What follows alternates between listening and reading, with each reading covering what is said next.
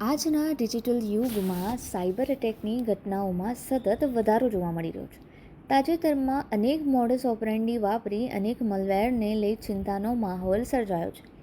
આ modus operandi ખાસ કરીને સોશિયલ મીડિયા અને ઈમેલ્સ મારફતે લોકોના ડિવાઇસને ટાર્ગેટ કરે છે.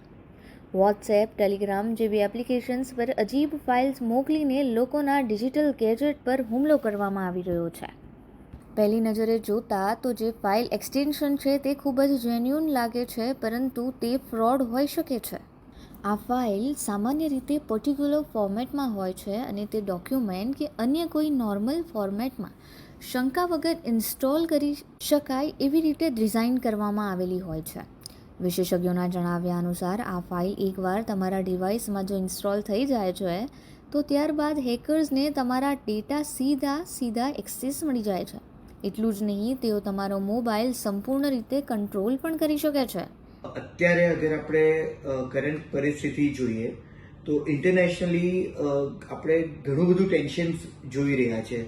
Most probably after this attack of Pahalgam એવી સ્થિતિ આવી ગઈ છે કે ઘણા બધા ઇન્ટરનેશનલ ઓર્ગેનાઇઝેશન, મોસ્ટ પ્રોબેબલી હું બહુ ડાયરેક્ટલી એમને ટાર્ગેટ કરવા નથી માંગતો, પણ ઇન્ટરનેશનલી અત્યારે આપણે એમ કહી શકીએ છીએ કે આપણી ઉપર ઘણા બધા અલગ અલગ રીતના સાયબર એટેક્સ થાય છે. આપણી ગવર્મેન્ટ વેબસાઇટ્સ ઉપર, ગવર્મેન્ટના અમુક બીજા અલગ અલગ પ્લેટફોર્મ્સ ઉપર, સિમિલરલી આ બધાની સાથે આપણા એરપોર્ટ ઉપર અને બીજી પબ્લિક સિસ્ટમ્સ ઉપર ઘણા બધા એટેક્સ કરવામાં આવ્યા છે. નિયર અબાઉટ 15 lakhsથી વધારે એટેક્સ કરવામાં આવ્યા છે. તેમાંથી બહુ જ ઓછા એટેક જે છે તે જ સક્સેસફુલ થયા છે અને તેમાંથી બી ઘણા બધા લોકો જે છે તે ઓલરેડી ટ્રેક થઈ ગયા છે. વેલ, જ્યારે આપણે આવા ઇન્ટરનેશનલ સાયબર એટેક્સની વાત કરીએ તો ઇટ ઇઝ વેરી એસેન્શિયલ કે આપણે એક પ્રોપર સાયબર વોરફેર આપણી તરફથી બનાવી રાખીએ. નાઉ ધ થિંગ ઇઝ ધેટ કે અત્યારે અગર આપણે અલગ અલગ એમની મોડસ ઓપરેન્ડીની વાત કરીએ તો તેમાંથી one of the modus operandi જે છે that is dance of Hillary.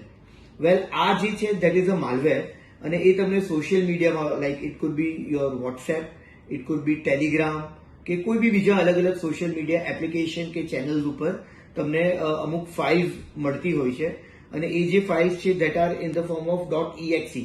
It could also B in the documentation form કે પછી ઈમેલમાં પણ તમને આવી શકે છે.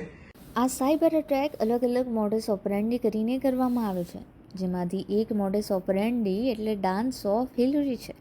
આ એક મલવેર છે અને તે તમને સોશિયલ મીડિયા પ્લેટફોર્મ જેમ કે વોટ્સએપ, ટેલિગ્રામ કે અન્ય સોશિયલ મીડિયા પ્લેટફોર્મ પર તમને અમુક ફાઇલ એક્સટેન્શનમાં મોકલવામાં આવે છે અને આ ફાઇલ તમને એટલી જેન્યુન લાગે છે કે તે તમે તમારા મોબાઈલમાં ઇન્સ્ટોલ પણ કરી લો છો. તે ડોક્યુમેન્ટેશન અથવા તો ઈમેલમાં આવી શકે છે. આ ફાઇલને તમારા ગેજેટમાં ઇન્સ્ટોલ કરતાની સાથે જ તમારું ગેજેટ કોમ્પ્રોમાઇઝ થઈ શકે છે. અને આ ફાઇલને જ્યારે બી તમે ઇન્સ્ટોલ કરો છો એટલે તમારો જે ગેજેટ છે તે કરપ્ટ થઈ જાય છે અને કોમ્પ્રોમાઇઝ થઈ જાય છે. તમારા ગેજેટ ઉપર જ્યારે આવા જે ટાર્ગેટ કરવામાં આવતા હોય છે malware, that are in the form of task.exe. તો આવા બધી જે ફાઇલ્સ હોય છે, મોસ્ટ પ્રોબેબલી આપણે અત્યારે જ્યારે આપણું એક સાયબર વોરફેર નક્કી કરતા હોઈએ છીએ તો ત્યારે ઇટ ઇઝ વેરી એસેન્શિયલ કે આવા કોઈ પણ અનનોન કે અનરિલાયેબલ લિંક્સ હોય કે ફાઇલ્સ હોય તેને ઉપર આપણે ક્લિક બિલકુલથી નહીં કરીએ.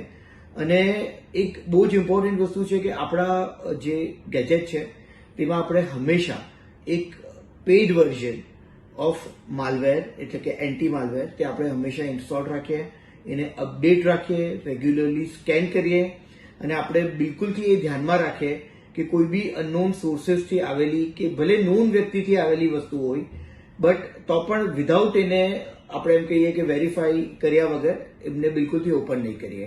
ઘણી બધી ફેરી જ્યારે પ્રોપોગેન્ડા કરીને કોઈક ફેક મેસેજ કે ફેક ન્યૂઝ આપણી ઉપર મોકલવામાં આવતી હોય છે તો તેને આપણે વેરીફાઈ કરવા માટે બિલકુલ તે એક બહુ ઇમ્પોર્ટન્ટ એપ છે which is known to be Norton Genie. But તે પણ તમને રિલાયેબલ સોર્सेसથી એને વેરીફાઈ કરીને તમને ઇન્સ્ટોલ કરવું જોઈએ. આમાં તમે ફેક્ટ ચેક પણ કરી શકો છો.